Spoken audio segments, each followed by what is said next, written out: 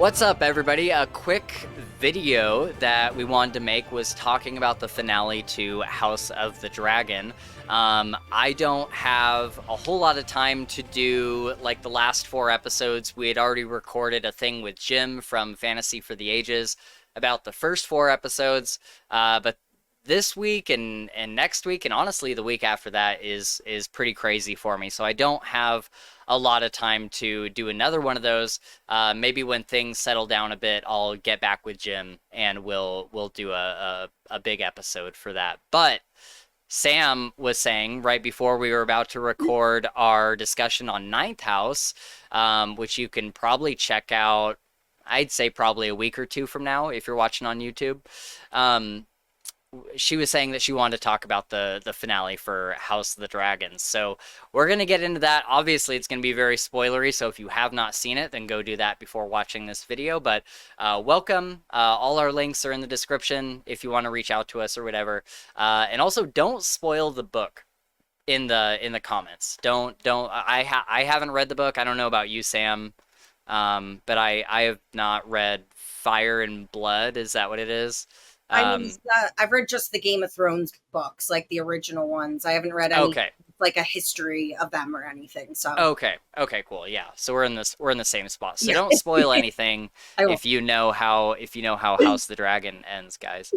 But yeah, Sam, let's talk about that ending. I definitely have some thoughts. I saw a meme that I thought perfectly summed up my feelings on the finale, and it was like, did I just watch a 70-minute trailer for season 3? And I was like, yeah, that perfectly succinctly explained my feelings of how it was, because I kept thinking like something's about to happen. Something has to happen. Like, and then it just ended. And I looked at my husband and I went, please tell me that was not it. I go, nothing happened. If anything, they should have cut it off on the penultimate episode then, because at least that was an amazing, phenomenal, action-packed episode, and the finale gave us nothing. Yeah. Yeah, I did not feel good about it. This was my post that I put on Twitter. I'll share my screen here. I said, well, that was a beautifully shot episode, but I can't help feeling like it left me with blue balls. And yeah, man, I got to the end of that and I was like, I couldn't believe it, because the episode, if you're watching on HBO Max, if you're 45 minutes in, it'll say that it has another 45 minutes to go. And so I was like, oh, they're doing like an hour-and-a-half episode? This is so awesome. But you get to the end of the episode, and then it's like an interview with the crew and everything. And I had so many feelings. I'm like, I love this show so much. And I think that some of the episodes in this season, I don't know for sure if I would say they were better than last season, but they were some of the best television that I've watched. Like episode 4 was that just left me going like, oh, I need to know what happens next. Like after Aegon got taken down in the sky and Rhaenys, I think her name is, she got plummeted out of the sky by Aemond, and that left me going like, oh my god. And the shot of her falling when she's on, the feedback was just, it was so sad, but it was still like a phenomenal, artistic choice for the shot. Right. And then episodes 5 and 6 were so boring. I literally could not tell you what happened in them. Like I'm trying to remember what happened. I can't. Because I think I fell asleep during episode 6 and I had to rewind it. And it wasn't like late at night. It was just like, we had to take a break because it was too slow, and we waited for a couple episodes to pile up, and that made it more tolerable to be like, okay, well, at least we have like a couple more after this.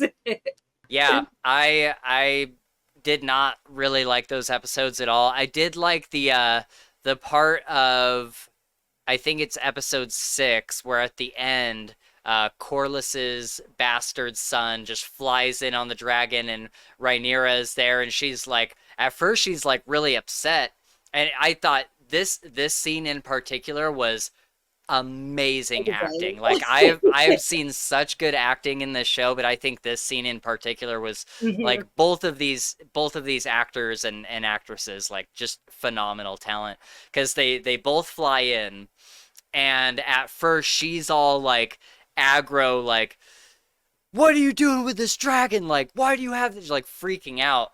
And he, like, drops to his knee and he's like, I did not, like, this dragon found me. Like, I do not want this. Or, like, I do want this, but I didn't ask for this. Like, I didn't seek this out. So please, like, you can have the dragon if you want it, but if you want, like, I will fly for you. Yeah. And I love that whole interaction. And you see, this is why the acting is so good, is because the I forget her name in real life, but the lady that plays Rhaenyra, you can see her like stone cold face at first, and little by little it starts to like relax, and you can tell that she is like becoming more at ease. She's like, oh, okay. And Yeah. then you can see the gears starting to turn, and she's like, what if there's more of these guys? And so then episode 7 was phenomenal, where she's bringing all the bastards, and she's That was a like, favorite. yeah, she was like, come try, you might die, but you might get a dragon. And all these people showing up, and I think it's Ulfric is the dipshit um, guy. I hated him so I much. didn't at first, but then once he got there and got his dragon and was all like, more of the little chickens and all of that, I was like, Mm, dude, like, you are being given such a gift here, and you are yeah, just immediately on your high horse and think, which I get it, you have a dragon now, but at the same time, yeah. you guys are in a time of war. You need to Hmm. like get it together. You have so much you need to prepare for.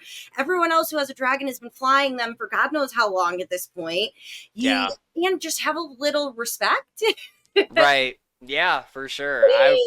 I was like, and when he goes up to the prince, and he's just like, "What's up, bro?" and like gives him a Yeah. hug. I'm like, "Dude, Although Jace yikes." like really annoyed me this season. Jace just was really Yeah. I it think I he annoyed me, but I think I understand yes. his character. He's got a major he's already dealing with the what's the word I'm looking for? Just like the anxiety, or like he feels like he's lesser than, because he's Knows of a the bastard bastard. son, and everybody knows it. Everybody's always telling him, and he knows it. And I think he's kind of like, well, if anyone can get a dragon, which not everyone can get a dragon, but in his eyes, if he's like, if anyone can get a dragon, like, why does that make me like who I like? What am I if anybody can do Yeah. this? And I like that more than a couple people told him, you are they like the people that are claiming these dragons are not the direct heir of the queen.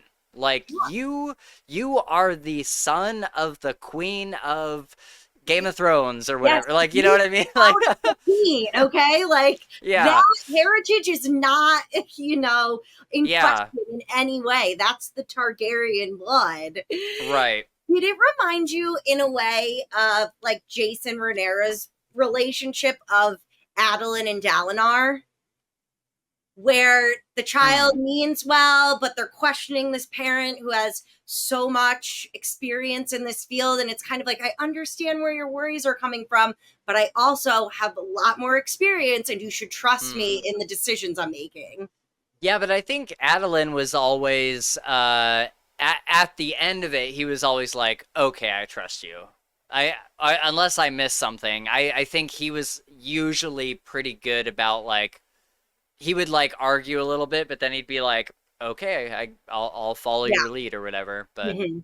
maybe there's more that happens with that later on. I don't know. Yeah, we'll have to see. I was so upset that you don't fight, like they don't ever announce that the boys are Corley's sons, like that this new dragon rider, as Jace is like questioning, like, who are they? What blood do they have? It's like, well, actually, Mm-hmm. he's your family in a way. So Yeah. that was one of the few things I called. I was like, oh, those are his kids. And then Oh yeah, for before sure. Rainey's like walked up to him and did the thing and said, your mother must have been very beautiful, I just looked at my husband and I was like, I told you, and she knows. It was just such an exciting turn of events for me. I really enjoyed that, but I wish, I'm sure it will come out at some point that, he's Corley's son, but I did want to see that. Yeah, for sure, for sure. Yeah, I liked what is it, Adam of Harrenhal Yep. is it Harrenhal?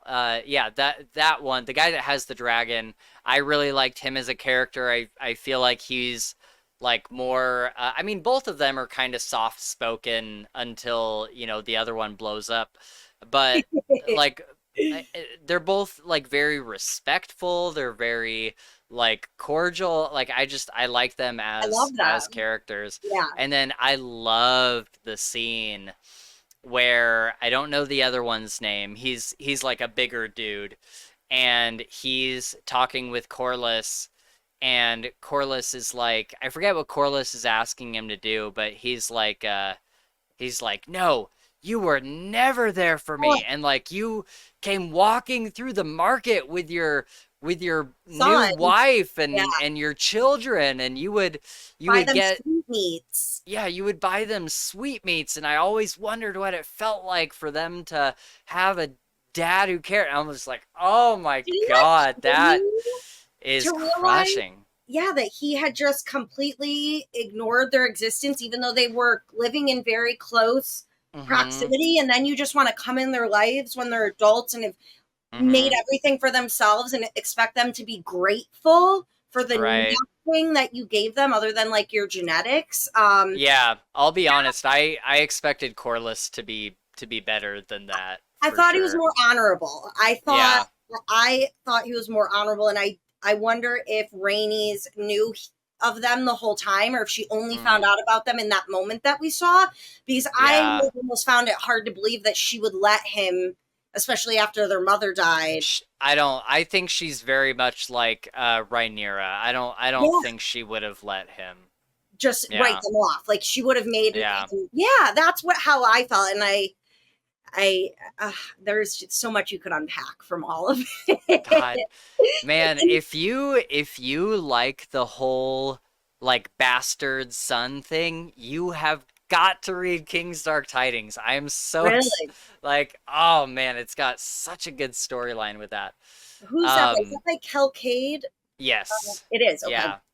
It's like our number two favorite series under Dresden Files. Okay, I'll have to, because I mean, I did Farseer is one of my favorite series ever, and that's Mm-hmm. another, Yeah. bastard story and overcoming adversity. So, okay, Yeah.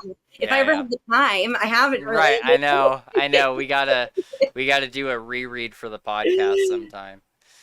Um, yeah, okay, so that was a great scene, especially like I grew up without a dad, and I'm sure I had some of those thoughts at some point through my teenage years and whatnot. Um, and that moment just like crushed me. Yeah. I'm like, go get him. And Corliss keeps telling him to like settle down. And he's like, no, I'm not gonna No. settle down. Yeah. Ah, it's so good. It's so good. Or how about, I think one of my favorite things that happened was when Allison realizes all the things that like she's voted on and supported are now turning against her, and she thought like it would be different for her, and realizing that no, you're just going to get pushed aside. Like Mm-hmm.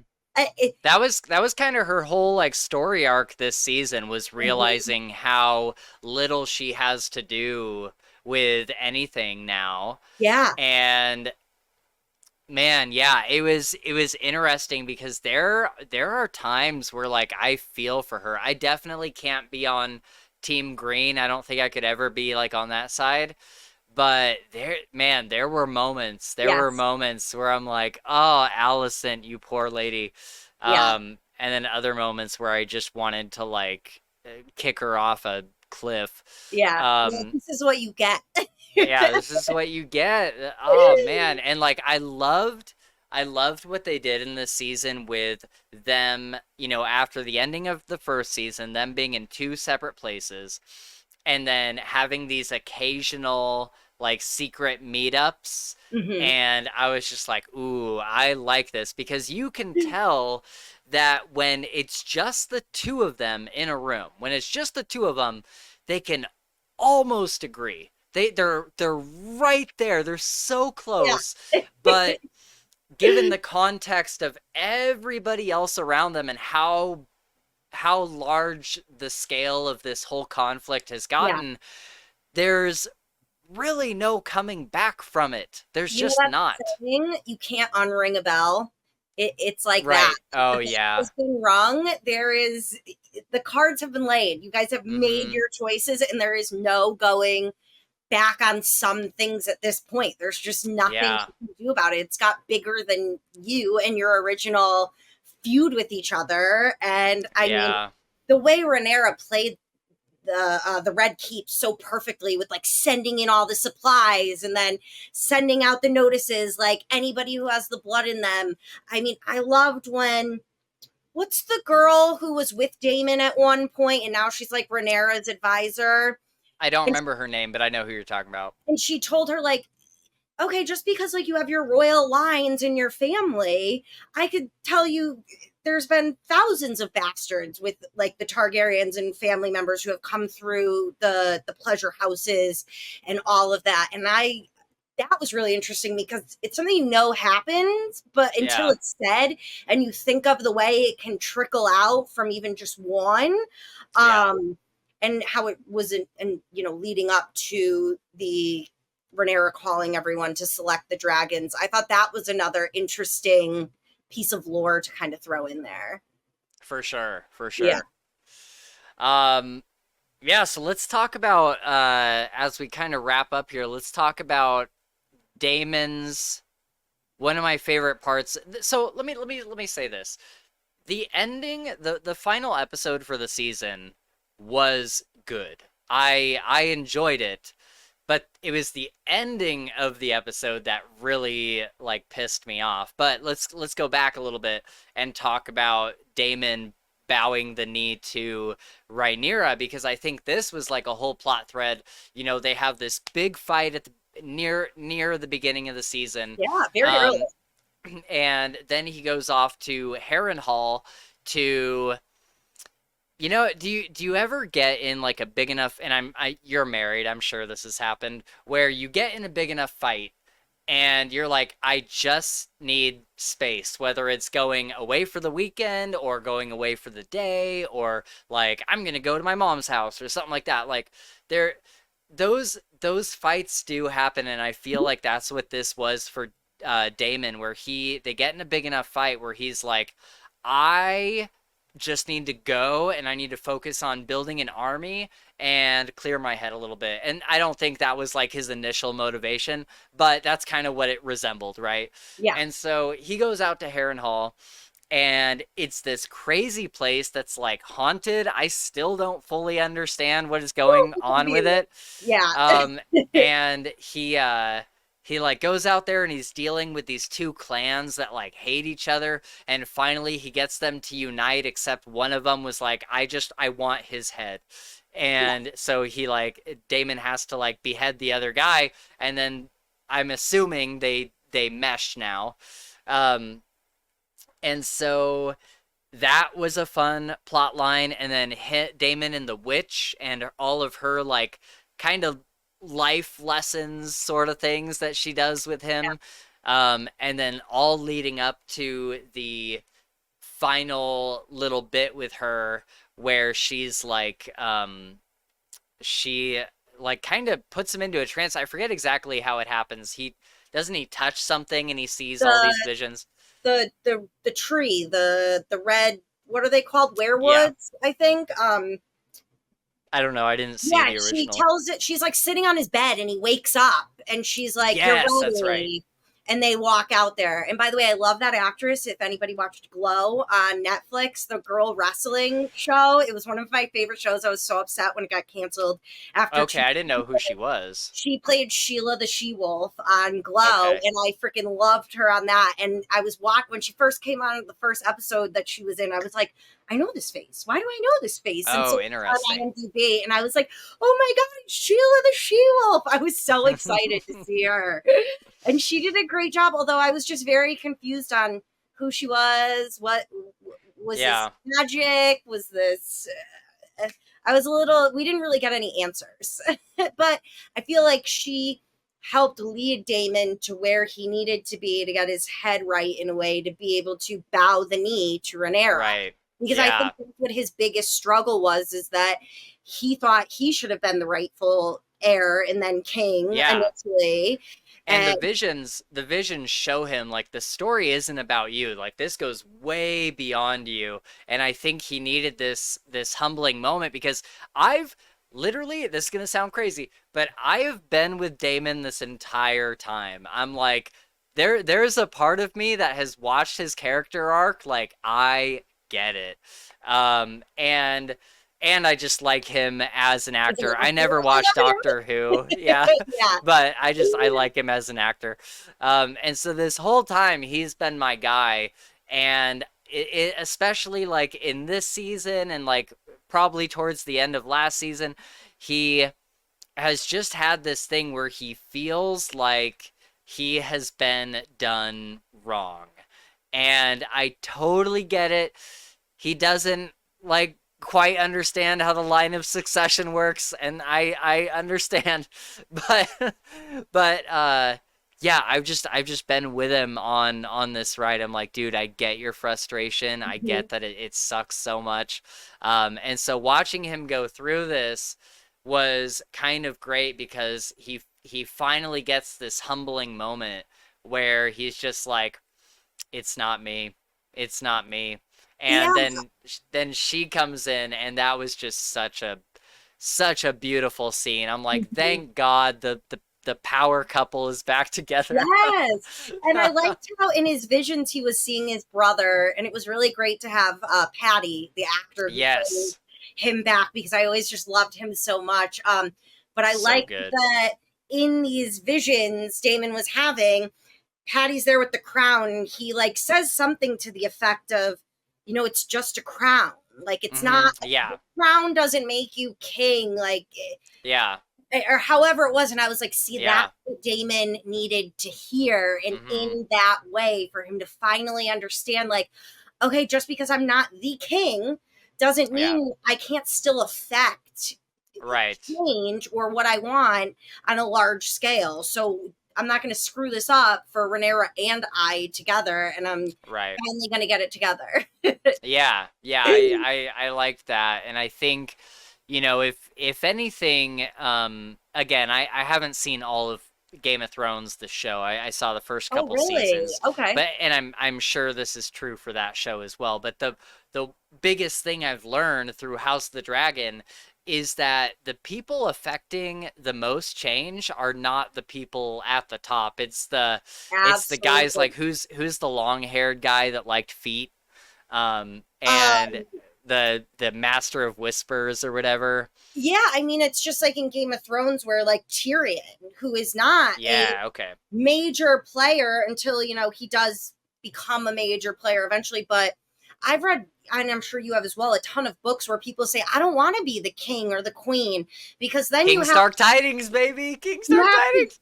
you have to do all of these things and be, the figurehead, where hmm you have so much more room to breathe and maneuver as Yeah, one or two steps below that. So why yeah, wouldn't I want that? I mean, I like that. I would rather be the second son, as other than the first son. I'll be the yeah. spare who can kind of have more freedoms and do what they want to do, instead of my life being written out, this is Right. what you're supposed to do. So Yeah, there's in King Stark Tidings, I won't say who it is, but there is a character who over the course of the first few books kind of develops a major mission. They have like a goal in mind that they want to get to, and essentially through a number of different circumstances, they have the ability to chase the throne and to go and like become king. And they decide that, I've over the past few books, I've had this mission, and if I take up the crown of the king, it will severely hamper my ability to move within these different circles and actually affect the change that I want to make. And, we don't know if that character will eventually go on to do the king thing, but for right now, they are like, no, like, I'm just gonna stay here and like maneuver things. That sounds Um, exactly like Farseer's plot, like the whole yeah. plot of the Farseer series. So I guess I really would like this. I really think there is no doubt in my mind that you would love King's Dark Yeah, Tidings. I Um, have it. So I think we're in but luck. right, yeah. But so then as we got to wrap up, but as we go to the end of the episode, Allison visits Rhaenyra, Yeah. and it is this amazing scene. One of those scenes where I'm like, God, the acting is so fucking good. Yeah. And it just like with every line, it just gets better and better and better to where the scene is like ramping up, and she eventually tells Allison, okay, but I want your kid. Like that's my price. I want Aegon's head. And Allison, like, I think there was like a solid like 30 to 45 seconds of silence where you're just watching these characters stand in front of each other, neither of them saying anything, and they're doing all of the Calculation. dialogue with their face. Yeah. And it's just, oh, it was so good. I was Yeah. like, man, nothing is being said right now, but I am enthralled. Like, I Right. love this scene so much. And of course, looking down and seeing that we have, I think at that point it was like another like 30 minutes or something on the timer. And Which I'm was really like, 10 minutes. yeah. And I'm like, oh, we're about to get them like storming into King's Yeah. Landing, and it's going to be so cool. And then Allison essentially agrees, and, they set up this whole plan for Rhaenyra to like enter the keep and to run her game. And that's kind of where it fucking ends. Did you ever think while you're watching, like, imagine what you two could have done together? Like, from the I beginning, know. on the same team, you guys could have been Mm. ruling all of this so Yes. easily. And stupid Rhaenyra's father had to say the, like, Aegon prophecy as he's dying, and Allison takes it the wrong way. And it's, Honestly, though, I think I can understand how the blame starts with Patty Viserys. Viserys? Yeah, Yeah. Viserys. I can understand how the blame starts with him, but really, I think Allison kind of had Oh, a thing where she's like, well, Rhaenyra's not my daughter, and I want one of my kids on the throne. Like, why should she get the throne? Like, yeah. she's not even a son. And so I think it also starts with her being like, I think she heard what she wanted to hear Oh, yeah. in those final moments. And but you do find out through the season that she did actually believe that that was the right thing to do, because it's not until later that um she meets with Rhaenyra, or Rhaenyra comes and meets with her, and she's like, no, that was a prophecy. He wasn't saying that it's meant to be Aegon. He means like he's talking about Aegon the Conqueror from way back when. He's not talking about you. And Alicent kind of has this moment where she's like, no, that's not true. That's not true. And then over the next like episode or two, you see her digging into all these history books and being like, oh my God, I have just fucked Yeah. everything up. And so I loved that storyline of her getting a little humbled and just being like, oh man, Yeah. I really did this.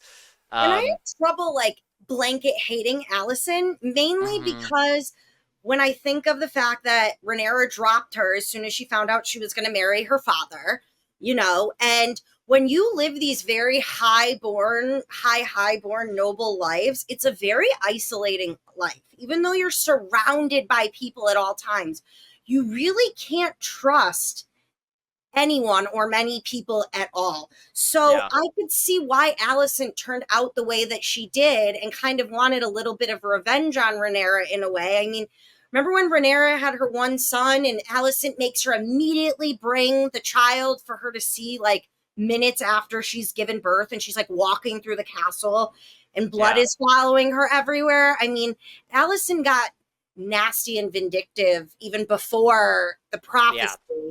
But I just try Right. to have a little grace and remind myself, like, yeah, well, Rhaenyra was her best friend from childhood and just dumped her as soon as she was kind of forced into a position that, what was she not going to take it? Like, Right. that was the best thing for ladies of her station to get at that time and stage of her life. And so I don't hate Allison. It's hard for me to Yeah. just be like, I hate her, because when you Right. look at the life she lived and from her perspective, I'm kind of like, all right, I might have been a little bitter and, Yeah. want to get back at Rhaenyra in a way a little bit as well. Yeah.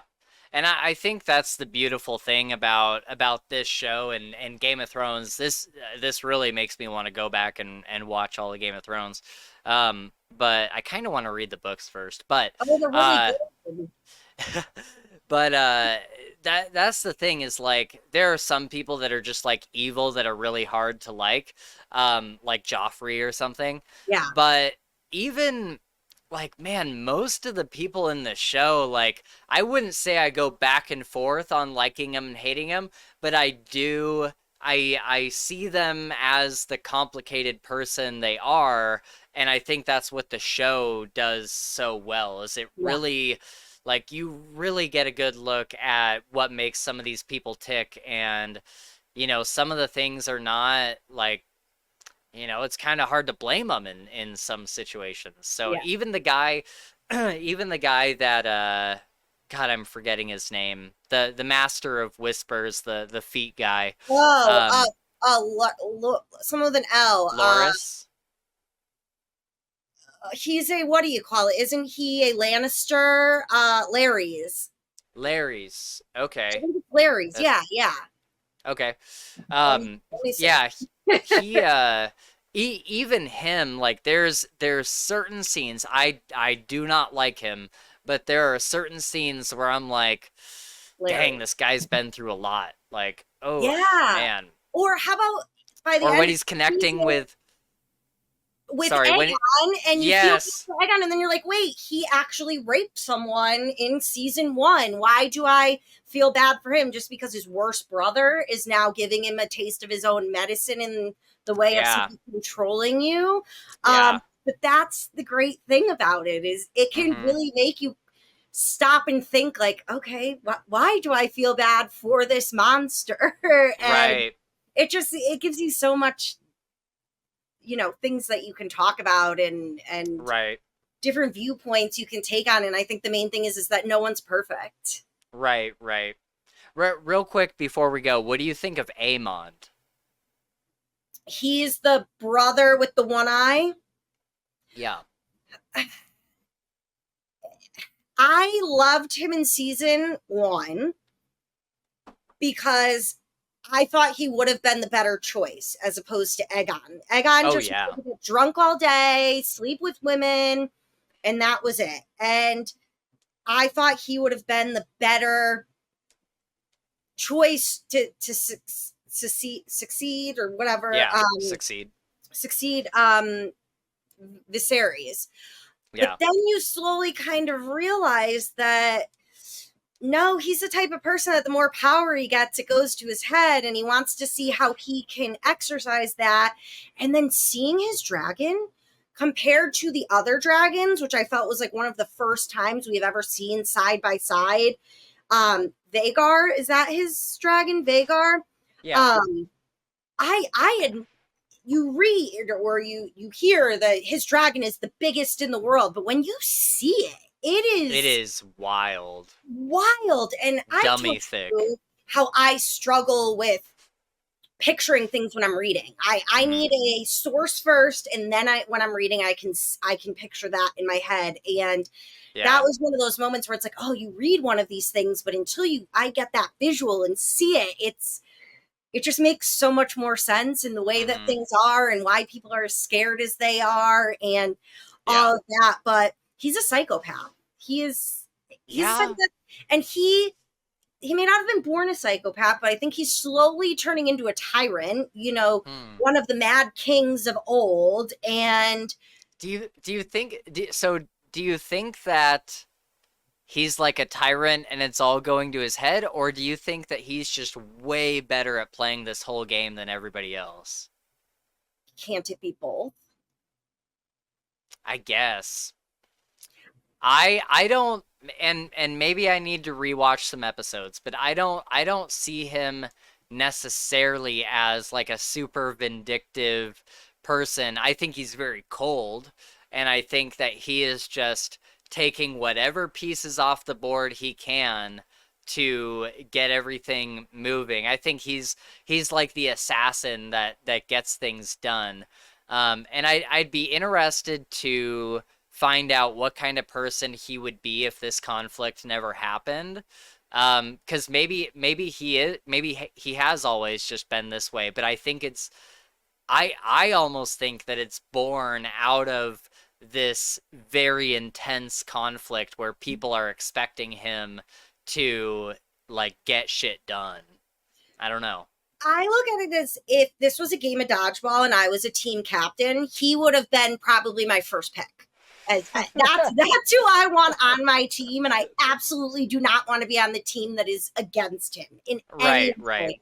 But I Yeah. think he also has a little bit of an ego problem, and Mm, when he feels slighted, he takes it so far to the mm. extreme, which is in one way impressive that you're able to think this up and follow through on it, but Yeah, also it's like overboard at the same time. And because right. he killed Rhaenyra's one son is kind of what really was the catalyst for a lot of this big war that Yeah. maybe could have been, I don't know if it could have been avoided. They were kind of just doing their own thing until he did that.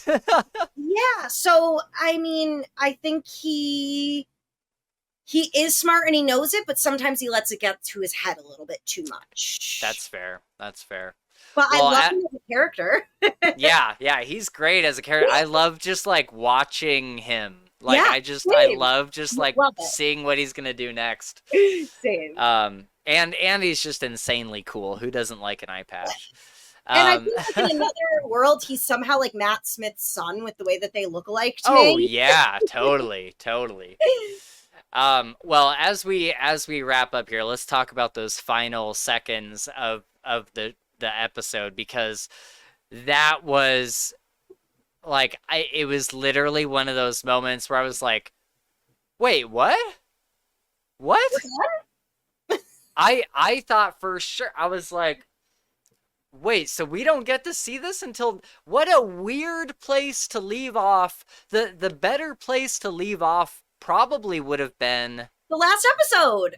yeah, the episode before where like at the end Rhaenyra is there and the dragons fly in behind her. It's the two new guys Yes. or the three new guys, and it's that would have been a better place to leave the season and Well, I then mean, have maybe even somehow work in Damon having a change of heart into that and him bowing the knee so that for the next season he's ready to go and that she's got these other dragons and like we're about to go and then the first episode or two could have been Allison bowing the knee and them like making a plan but just it had such a weird buildup. It wasn't like, oh, they're leaving us on a cliffhanger. It was like, oh, this doesn't like feel good. Like it felt like we were just about to do something, yes. and then you like took that away, and it didn't.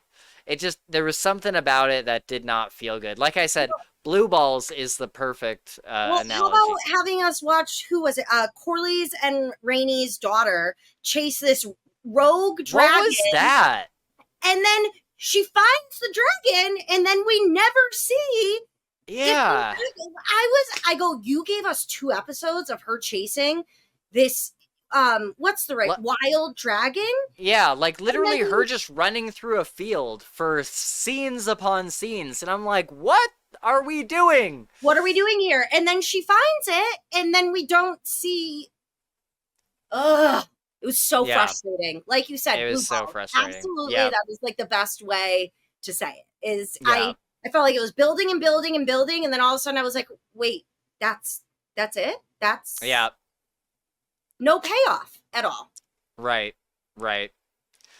Well, that's the end of season 2. Hopefully we'll get season 3 next year, I hope. I think I'm being optimistic. It's probably going to be 2 years, but man, it's hard to think that it's going to be like 2 years from now. So, but yeah, anyways, guys, that is our thoughts on the second half of season 2 of House of the Dragon. Let us know in the comments what you thought of it. Maybe you really enjoyed it and you didn't mind where it left off, or let us know if you hated it. We would love to hear from you guys and know what you thought about it. As always, you can reach out to us in our links provided in the description. We got Twitter, Discord, Patreon, where you can watch these kind of things get recorded live and participate in the chat. We didn't have anybody here this time, but most of the time there's people chatting and we bring them up on screen and we'll talk to you. So join us over on Patreon at the Mistborn tier and above. In addition to that, we have a bingo card, and if you fill out the bingo card using our episodes from 2024, then we will buy you a trilogy of your choosing, a hardcover trilogy, so it's worth doing. But anyways, guys, we will see you in the next episode. Thank you so much for hanging out with us. Bye-bye! And a big shout out to Caitlin. Thank you so much for backing us at the Greenbone tier.